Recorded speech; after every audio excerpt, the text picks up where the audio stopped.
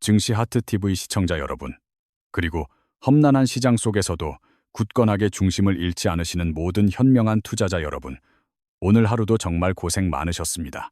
5월 9일 월요일, 시장의 격렬한 변동성을 계속 지켜보신 분들이라면 아마 온몸의 진이 다 빠져나가는 듯한 극심한 피로감을 느끼셨을 하루였습니다. 저 역시 시장을 지켜보는 내내 깊은 피로감을 느꼈지만 그럼에도 불구하고 짙은 어둠 속에서 한 줄기 희망의 빛을 발견한 의미 있는 날이었습니다. 시장의 급락에 너무 좌절하지 마시길 바라며 시간이 지나고 나면 언제 그랬냐는 듯 시장이 안정을 되찾을 가능성도 충분하다는 점을 거듭 강조하고 싶습니다. 무엇보다 현재 글로벌 경제의 핵심 뇌관으로 작용하고 있는 국제 유가의 흐름에 우리의 모든 신경을 집중해야만 하는 매우 중요한 시점입니다. 오늘 아침장이 열리자마자 국제 유가가 배럴당 100달러를 단숨에 돌파했다는 소식이 전해지면서 시장 전반에 거대한 공포 심리가 빠르게 확산되었습니다. 장중 한때 유가는 무려 120달러 선까지 무섭게 치솟았으며 이러한 유가 폭등세는 주식시장의 투자 심리를 무겁게 짓누르는 결정적인 원인이 되었습니다. 불과 3주 전만 해도 60달러대 초반에 머물렀던 서부 텍사스산 원유 가격이 단기간에 2배 가까이 폭등한 것은 정말 충격적인 수치입니다. 이러한 단기 상승폭은 과거 70년대 오일 쇼크 당시를 연상케 할 정도로 역사상 가장 가파르고 무서운 속도의 유가 급등세라고 평가할 수 있습니다. 이렇게 유가가 통제 불능 상태로 치솟으면서 글로벌 주식시장 역시 유가 충격을 이기지 못하고 전반적으로 매우 부정적인 하락 흐름을 지속해서 보였습니다. 위기감을 뼈저리게 느낀 아시아 각국 정부는 치솟는 물가와 유가를 잡기 위해 시장 안정화 조치와 같은 긴급 대응책을 앞다투어 쏟아내고 있는 상황입니다. 대만 정부는 급격한 유가 상승이 경제에 미칠 타격을 최소화하기 위해 적극적인 유가 상승 제한 및 가격 안정화 정책을 즉각 시행하기로 결정했습니다. 일본 정부 역시 이례적으로 1978년 이후 처음으로 국가 차원의 전략 비축유를 시장에 대규모로 방출하겠다는 강력한 카드를 신속하게 꺼내들었습니다.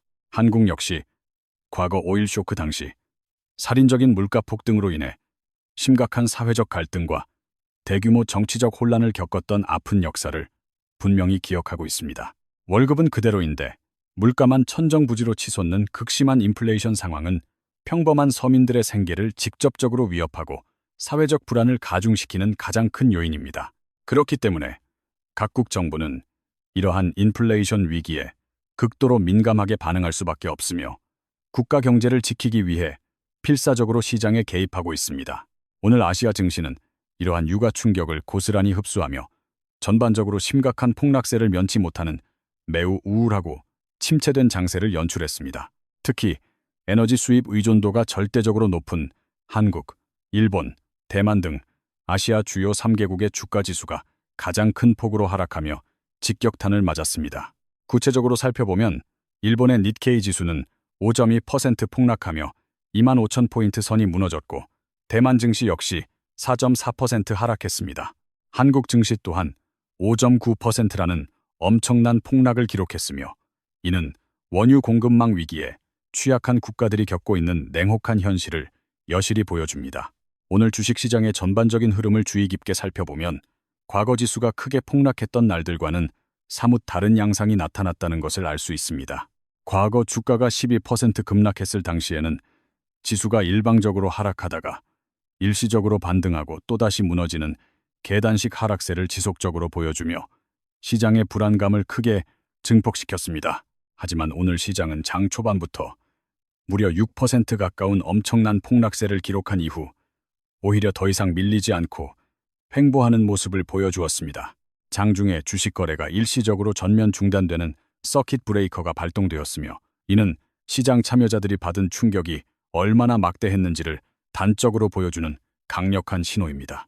주식시장에서 서킷 브레이커 제도가 이렇게 연속적으로 2번이나 발동된 것은 과거 전 세계를 극도의 공포로 몰아넣었던 코로나 팬데믹 사태 이후 처음 있는 일입니다. 이는 현재 시장 참여자들이 유가 급등과 지정학적 위기를 과거 코로나 사태에 버금가는 매우 심각하고 치명적인 악재로 받아들이고 있음을 의미합니다.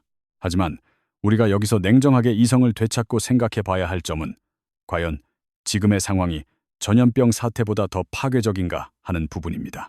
인간의 심리는 본능적으로 과거에 이미 지나간 위기보다는 현재 직면하고 있는 위협을 훨씬 더 거대하게 부풀려서 심각하게 받아들이고 민감하게 반응하는 경향이 매우 강하게 나타납니다. 코로나 사태 당시에는 전 세계적으로 수많은 사망자가 발생하고 의료 시스템이 붕괴하는 등 그야말로 세상의 종말이 온 것 같은 극심한 공포가 지배했습니다. 지금 당장 국제 유가가 $200까지 폭등할 수도 있다는 최악의 시나리오가 거론되지만 인명피해가 극심했던 과거의 위기와 직접 비교하기는 어렵습니다. 과거 폭락장에서는 쏟아지는 반대 매매 물량으로 인해 시장이 완전히 붕괴되었지만 오늘 장에서는 개인 투자자들의 투매가 예상보다 심각하게 나타나지 않았습니다. 코스닥 시장의 경우 아침 9시 30분경에 반대 매매로 추정되는 물량이 한 차례 쏟아졌지만 이후에는 오히려 매수세가 꾸준히 유입되었습니다. 코스피 시장 역시 개장 직후부터 개인 투자자들이 1조 원 넘게 주식을 매수하기 시작하여 장중 내내 매수 규모를 5조 원 가까이 늘렸습니다. 중간에 거래소 전산 시스템의 트래픽 과부하로 인해 약간의 지연이 발생하기도 했지만 전반적인 개인들의 순매수 흐름 자체는 전혀 꺾이지 않았습니다. 결론적으로 오늘 장은 지수 하락폭은 매우 컸지만 투자자들의 공포 심리로 인한 맹목적인 반대 매매가 시장을 덮치는 최악의 상황은 아니었습니다. 그럼에도 불구하고 거시경제 지표들은 여전히 매우 불안정한 상태를 보이고 있으며 특히 원달러 환율이 1492원까지 치솟아 경제에 큰 부담을 주고 있습니다. 엔화 대 환율은 940원, 위안화 대비 210원, 유로화 대비 1722원을 기록하며 외환시장 전반에 걸쳐 심각한 불안감이 확산되고 있습니다. 더욱 심각한 문제는 채권시장에서 발생했는데 10년물 국채금리가 무려 12.5bp나 급등하며 채권시장 전체가 거대한 패닉에 빠졌습니다. 2년물과 5년물 국채금리 역시 각각 15bp와 16.9bp씩 폭등하며 단기적으로 국가 금융시장 전체에 엄청난 충격을 가하고 있습니다. 이러한 극단적인 시장 혼란을 수습하기 위해 한국은행과 정부는 환율 안정을 위한 개입과 함께 무려 100조 원 규모의 시장 안정화 프로그램을 가동하기로 했습니다. 오늘 주식시장에서 외국인 투자자들은 삼성전자 1조 4천억 원, SK하이닉스 1조 2천억 원 등 대형 우량주를 중심으로 대규모 매도세를 강하게 보이며 전체적인 지수 하락을 주도했습니다. 이처럼 외국인 투자자들의 거센 매도 공세가 시장에서 지속적으로 이어지는 가장 근본적인 원인은 무섭게 치솟는 국제 유가가 결국 전방위적인 인플레이션을 촉발할 것이라는 깊은 우려 때문입니다. 원유는 단순한 에너지원을 넘어 가정용품, 건축자재, 의약품, 그리고 의류에 이르기까지 우리 일상생활의 모든 산업 밸류체인에 막대한 영향을 미치는 가장 핵심적인 필수 원자재입니다.